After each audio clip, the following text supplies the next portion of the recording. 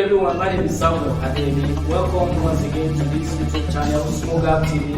I want you to please subscribe to this YouTube channel so that you get notification whenever we're dropping any godly, meaningful content, inspiring content. Thank you.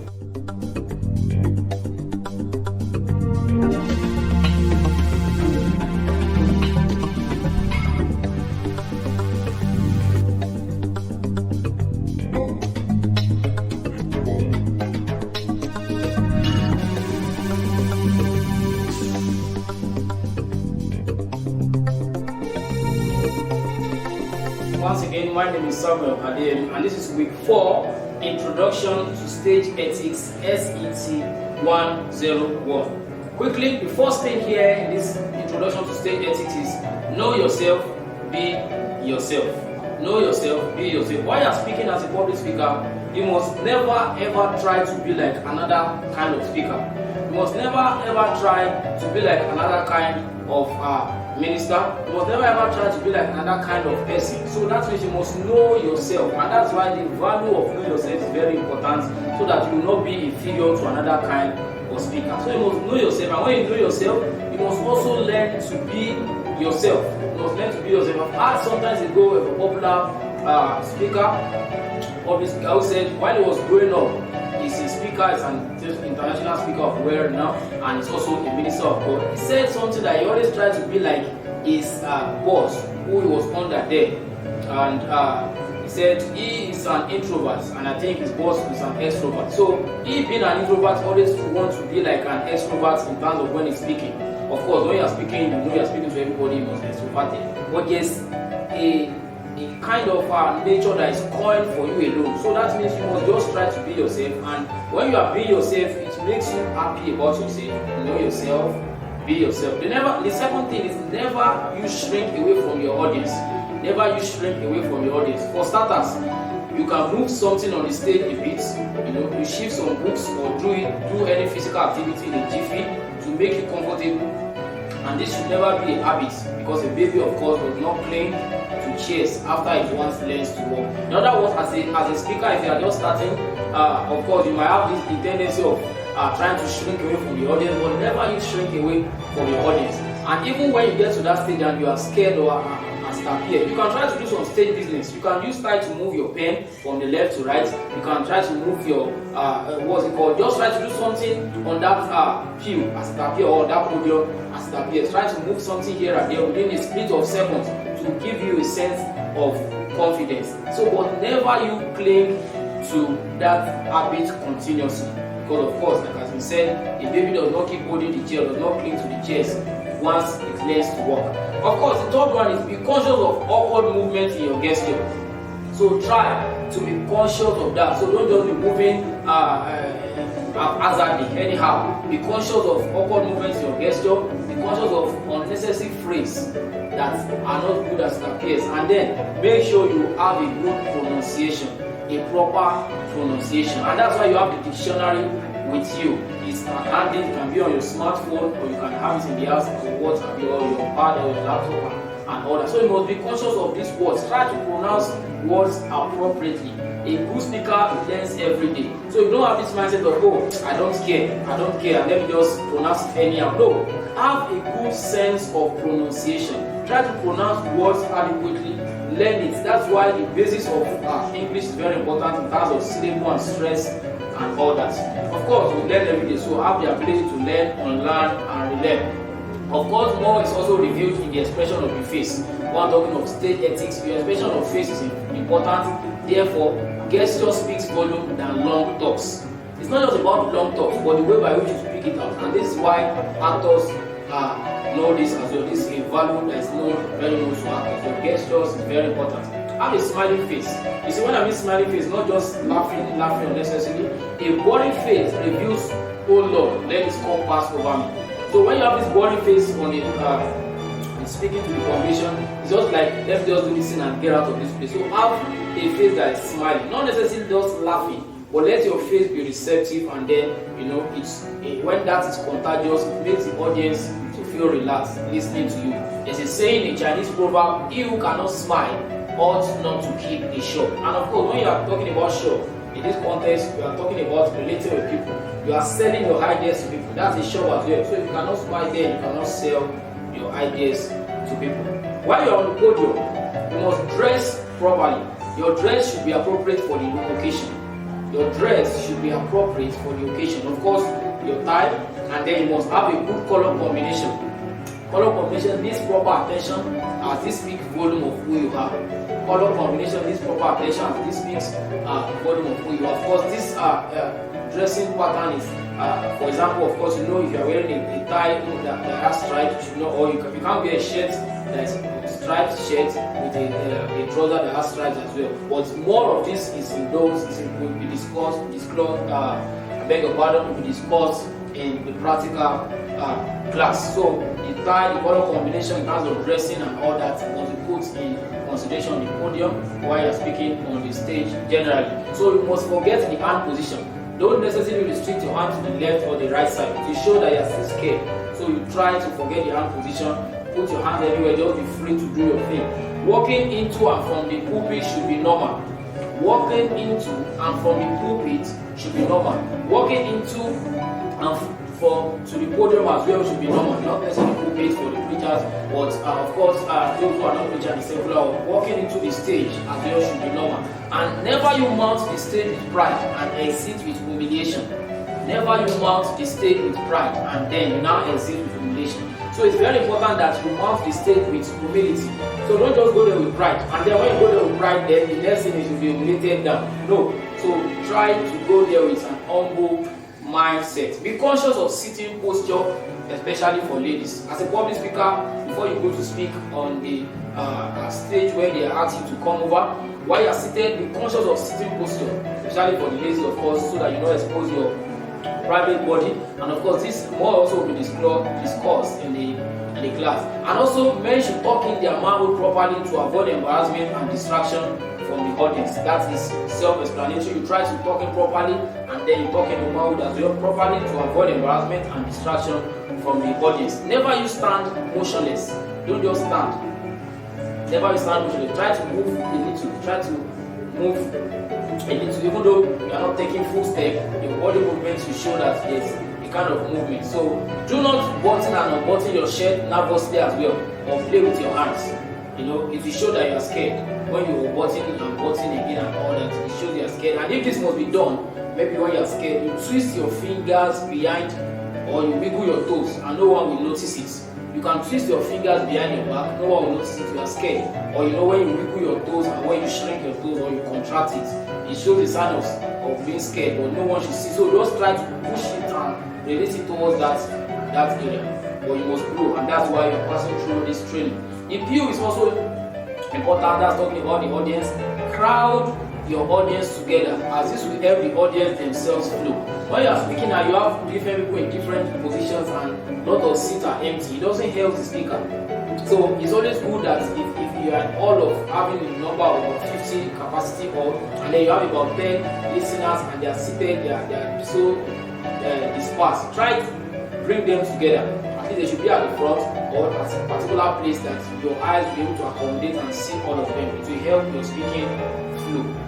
Now, the speaker and his speaking.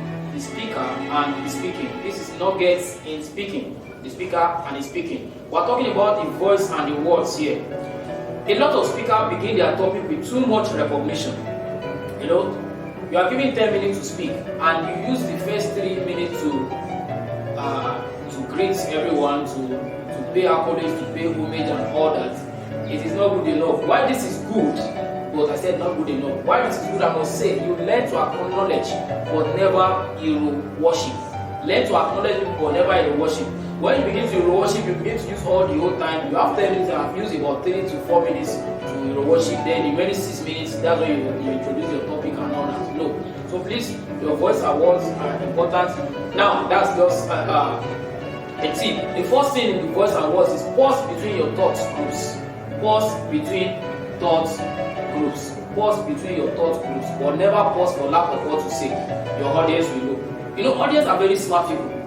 When you are speaking, they know when you have lost what to say, and they know when you know most times we in religious setting we always try to spiritualize, and I put in quotes, we spiritualize everything as if it's the spirit that is talking to us.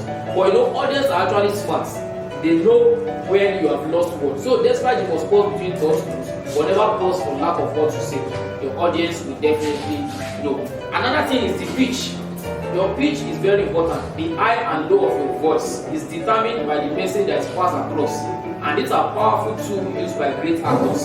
The pitch. You know, when actors are talking, they don't just talk like the normal way of life. They know when the voice has to go up, they know when the voice has to come down. So you must make sure that you know when you must emphasize your words, and apart from emphasis, the words should go up, it should be high, and when it's supposed to come down as well. For example, brethren, are we sent for the kingdom of God? Now you must know when the voice will go up, or you know when the voice will come down. That's the high and low of your voice is very important. The way you speak determines whether your voice is effusive. That means the way you are speaking will determine whether your voice is effusive. What do I mean? It will determine whether your voice has a free flow with authority or is explosive, maybe as a result of fear. You know, there's a way you speak, despite you are speaking audibly, it can be as a result of fear, or you are speaking effusively, it can be as a result of authority. Alright, another thing is it is erratic to speak while you have nothing to say, and you might be off point if you know this and you go ahead with speaking engagements. Most time I've declined speaking engagement when I know that I'm not properly prepared. And you know, one of the signs of maturity is to say no without feeling guilty. So if you are not prepared to speak, if you are not, generally for those who are in the ministry, if you are not prepared to minister and you just go there to minister, all for the sake of maybe the spiritual authority as it appears, not necessarily maybe you have sinned or whatever, but as a result of lack of preparation, then it will make you to veer off the point, and that is not good enough. And you know, first impression lasts long. The first time you are speaking when you are not prepared can be the first time that somebody is coming and is expecting to get blessed and to transform your life. So if you are not prepared to speak, then please don't speak. So you know when to say no when you know you are not prepared. Know when to say no when you are not prepared, and you aren't prepared because you never upload to your mind. So if you know you have nothing that is on your mind, then you don't speak out. Apology should not be a defense for poor preparation. Apology should never be a defense for poor preparation. Don't apologize because you fumbled. It's either you don't speak or you speak and you do better. If you speak and you fumbled, then you are not a good speaker. What then should be done? You plan and prepare. No excuse. No excuse. First impression, of course, lasts long. The fifth point here is breathing should be natural. Let your breathing be natural. Let it be well controlled, as this helps to emphasize on words and gives confidence. Let your breathing be natural. Be natural. Be natural. So you should learn to calm down yourself. Another thing is pronunciation. Pronunciation. Prepare to say the words in an acceptable way. You learn to pronounce. You learn all the vocabularies in the word. We don't know it all, and that's why we always learn, unlearn, and relearn. So to this is the reason you need to read books for vocabularies, for pronunciation, and syllable. You must be able to know where to stress the word. You must be able to know where to break those words down. So never you ramble the names or words you can't pronounce correctly. So don't just rush the word because you can't pronounce it correctly. It doesn't make you a good speaker. Try to learn how to do it, because you are speaking to a set of professionals and naive people as well. So while the professionals will look at you that you are not good in speaking, the naive people as well will be looking at you are also the same and you are in the same category with them. So for you to be at a balanced position, you try to learn to pronounce well, so that the professionals, you are going to, make the professionals comfortable listening to you and make them receptive to you, and then those who are also under you as well, they are going to learn, you are going to carry them along. So never you ramble the words together, especially of course even as in the, there are a lot of biblical names that cannot really be pronounced by those who are not ready to learn it. If you learn everything, so you must learn. Many preachers do this a lot, which is wrong. This is forgivable when you are surrounded by emotional audience. I keep repeating emotional audience because emotional audience are people who follow you blindly without any form of criticism. And I'm a person that I'm always objective, so I criticize constructively. So for me to criticize constructively, I will not. It's not a factor of me looking down on you, but it's a factor of me looking that you are not prepared and you are not ready to grow beyond the level that you are. Solution is this: listen to good speakers' accents and choice of words, coupled with dictionary. Hence, the following are necessary. Make accurate choice of your words And that's why you must prepare. If you are prepared, you know how to pronounce those words. You must use understandable words as well. Use understandable words as well. The 17th here is never pile up unconnected bright ideas, as this will leave the audience wondering what your topic is about. Or because you had a rhythm or a line somewhere and then you just want to add it so that people know that you've gotten something more that can spice up the audience and all that. It does not make it important if it does not relate to the topic. So never pile up unconnected bright ideas that leave the audience wondering what your topic is. You know, this is a real life story and experience somewhere that I experienced. Sometimes before I wrote it here, a speaker had a word somewhere and repeated it without a link to what he's saying. The observers will only end up looking down him. In other words, kill your darlings. There are several words that you might love to say. You know, there are several lines and rhythms that flows continuously. I love to say, like this word that is said by one of a drama minister I respect. He said, a church structure that is not built on the scripture will lead to fracture. Wow, what an interesting word. A church structure that is not built on the scripture will lead to fracture. But as good as that line and that rhythm appears, if it's not related to your topic, it's not necessary you say it. But because people don't want to kill their darlings, they always want to say new things so that people will feel that yes, they're improving. They say it out of context. Those who are not emotional, who think objectively, will look at that you just want to bring a point. And you know, it's very important for you to also recognize and acknowledge people while you're speaking. It's very important. So if you got a word somewhere, try to acknowledge those places. And if it's anonymous, of course, then you know it's anonymous. Too many quotations and reading without a single thought is vague and unimpressive. Too many quotations and reading without a single thought, you didn't break it down. It's vague, it's empty and unimpressive. So be careful as well in the use of slangs. Be careful as well in the use of slang. That's why great speakers, when they are using a derogatory term or something wrong, for example, they don't use the F word, which is the fork word. They use it in quotes so that they will know that the audience will know that they are conscious of that word. So that the audience will know they are conscious of that word. Or maybe you are speaking and you want to say, okay, I'm foolish. You can use it in quotes so that people will know that you are conscious of that word. Okay, you dramatize your words as well. If actors do this, then you learn to do it as well. You dramatize your words. It brings retention of your spoken words. When you dramatize your words, people will be able to have a good memory of what you have said. Audience respond best to presenters whose bodies are alive and energetic. Audience respond well to presenters whose bodies are alive and energetic. So if you are alive and well and energetic, audience will always they always respond to you because of the body movements. Another thing is stance.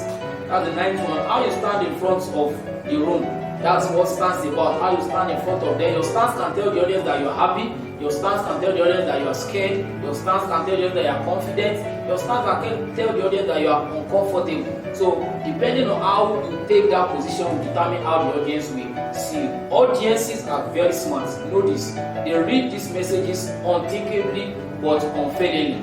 So your stance speak. They are very, very smart. Even the dumbest audience will know when you are scared or when you are forgetting a word. The 10th one is Jesus said, except ye become as little children, you cannot enter the kingdom of heaven. Yes, and unless you become as natural and spontaneous and as free as little children at play, you cannot enter the realm of good expression. So you must be able to freely express yourself as if no one is trying to mark you, as if no one is rating you. So all the above nuggets are not to be memorized but to be noted. So despite all we have said, the stance, the expression, the thinking and the children and all the affirmation above, they are not necessarily nuggets that you need to cram or not memorize, but just note them. Your speech should be part of you, the very living tissue of you. When your speech is part of you, it flows within you. It should grow out of your expression, it should grow out of your conviction, it should grow out of your personality, it should grow out of your way of life. So your speech should be part of you, your expression. The way you speak out, people know that's already part of you. You can't say you have an encounter and we are not seeing it in your life, for example. So it must be part of you. You can't say you're a medical doctor and you don't have words to use to express yourself while giving a seminar in the midst of your fellow medical doctors. You can't say you're an actor when you cannot say and you cannot act properly, or you cannot give a teach. If you say you're a teacher and you don't know how to teach properly, then you are not a teacher. You are just trying to borrow that words. So these are things that must be considered as a public speaker. In terms of audience as well, watch reactions while speaking. I keep repeating this, that audience are very smart. You see, this is done with caution and explanation, of course, in the class for those who are in the practical lecture. You watch reactions of people while speaking. Personally, this is why I said audience are smart with this. I personally have trained myself so that in a way it will be pretty difficult for the speaker to know my mindset when he speaks. It will be very difficult for the preacher, for the speaker, for the orator or whoever is speaking to know my mindset when he speaks. And as such, I have a belief that their audience like myself as well, who you can hardly detect their agreements or disagreements with you. So there are several audiences, for example, like myself, when I'm not speaking, I'm an audience. When I listen to people speak, my facial reaction will never show whether I accept or I decline what you are saying. So in this context, as a speaker, you must be able to know that you have audiences, various kind of audiences. While you may have that emotional one, you may also have audiences that have this nature that they have. And this is done intentional with, of course, reasons based on out of experience, out of my personal experience. So most of you must beware of speaking that make people speak, because you do not command audacity and respect, so as not to be seen as a boring speaker. When your words do not command audacity and respect, people will see whatever it is you are saying as boring. So like I said, the reaction of your audience is very important. But note that many times or sometimes, depending on this level of people and the people that are there, you might not know their physical reaction as it appears. But that's why you need to be confident in what you're saying. Because if you have, for example, the kind of nature personal I have, you have about 100 kind of person. Okay, let's say you have a hall that is about 150, that has 150 capacity, and you have 100 person that have the kind of nature that I have. Now, whether you say what is right or wrong, I will just keep quiet and be looking. Now, if you look at faces of about 100 people that have this nature, you will be confused. Maybe you are actually saying what is wrong, and you will actually be right. But because of we have built ourselves to a particular level, then you'll be thinking what you are saying is wrong, and that's where the place of confidence comes in as a public speaker. So when you are confident, whether your audience are saying or they are showing a wrong reaction or not, you must be able to continue to say what you believe in, and then try to also carry everyone along. And also never avoid eye contact. Never avoid eye contact. Eye contact is very important. It makes them feel you are talking to only them, and it makes some audience feel, of course, you are speaking directly to them, and this might just be a confirmation to their thoughts or struggles. Hence, confidence is assured, confidence is assumed. Never avoid eye contact. Never avoid eye contact. Never avoid eye contact. This is very important, especially in the religious setting. Sometimes a speaker, a preacher might be looking at a particular person just out of the normal public speaking way, and he's saying something that is actually affecting the life of that fellow. He or she would think that it is the Spirit of God that is ministering to him, and of course, God has used that speaker or preacher to minister to him. So, eye contact is very important. It shows confidence and also makes sure the audience will think you are speaking directly to them. And that's, of course, what's the essence of talking. For you to be able to speak directly to someone. Respect your audience, never talk them down. Respect your audience, never talk them down. As a speaker, don't look at it as if you are the best speaker or you are the best orator or you are the most eloquent person among them. You have audiences who have humbled themselves to come and learn, come and listen to you. Doesn't mean that you are always above them. So you respect them and never talk them down. Now, this is a reality. Almost but not all speakers experience fear or nervousness at the beginning or during the speech. Almost but not all speakers experience fear or nervousness at the beginning or during the speech. In other words, there are many speakers that, I won't give a statistics on that, there are many speakers who experience fear before they start speaking. But after some seconds, the fear disappears. But it doesn't happen to everyone. However, the lack of knowledge is what results mostly in fear or low confidence. Lack of knowledge is what results in fear or low confidence. So this can be overcome by having a thorough knowledge of the topic. You see, it's a taboo to feel you are not fit to speak to them. Why then speak to them? So anytime you are thinking you are not fit to speak to this level of people, then why are you speaking to them? So that's a taboo already. So it's better you just don't speak to them. If you are not fit, please quit the speaking engagement. I repeat that, if you are not fit, please quit the speaking engagement. That's very important. So don't speak to impress, you speak to impact into the lives of people. So that's why you must have this mindset of whatever you are saying should not be transient, whatever you are saying should not be temporal, whatever you are saying should be permanent and should be life changing. Necessarily, it might not really mean the audience will accept all what you are saying now, but in due time, they will begin to understand the value of what you are saying. And time, like I said, is very important. When a speaker is time conscious, the audience will respect you for not taking away their time. When a speaker is time conscious, the audience will respect you for not taking away their time. Time is very important. Time is money. Time is life. Overcoming fear. When we talk of overcoming fear here, you must learn to challenge your beliefs about your ability to prepare and deliver an effective and impactful speech. Overcoming fear, you must learn to challenge your beliefs about your ability to prepare and deliver an effective and impactful speech. That means you challenge your thoughts like, oh, I'm not a good speaker. Audience find me boring. You know, when you start having this mindset, you are not trying to overcome your fear. So for you to overcome your fear, you must know that you can be a good speaker, even though it appears as if you are not a good speaker. So don't always use the word audience find me boring. People can see how anxious I am on stage are words that you should not use. Don't always say people can see how anxious I am on stage. Try to break those fear away. Another thing is tell yourself to see public speaking as a situation where you are communicating. Tell yourself to see public speaking as a situation where you are communicating with people, something you think that will benefit from. And then, you know, I repeat that, tell yourself to see public speaking as a situation where you are communicating with people, something you think they will benefit from, instead of thinking of it as a situation where you'll be tested and judged. So when you are speaking, don't look at it as a situation by which people will see you as a means by which you'll be tested and judged. See it as if they need to hear something new, and of course, then you must be able to pass out or pass into them something new.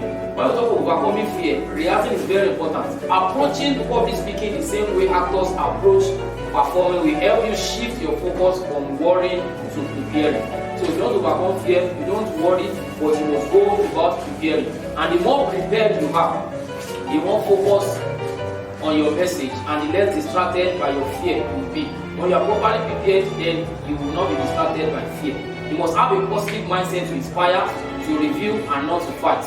You must have a positive mindset to inspire, to review, and then not to fight. So you must concentrate on your message and your audience, not yourself, and the fear will melt away. So when you are speaking, you try to concentrate on your audience and then on the message and not on yourself. Then the fear will melt away. This is a quick one as well, very important. If something scares you, you will avoid it. And if you avoid it, you will not get enough practice. And when you don't get enough practice, you will not get better at it. And if you are not getting better at it, you will continue to be afraid of it. This cycle of fear can go on and on, but it doesn't have to. I take that again. If something scares you, you will avoid it. And if you avoid it, you will not get enough practice. And when you don't get enough practice, you will not get better at it. And if you are not getting better at it, you will continue to be afraid of it. And this cycle continues and go on and on, but it doesn't have to. In other words, you can overcome your fear by continuous practice.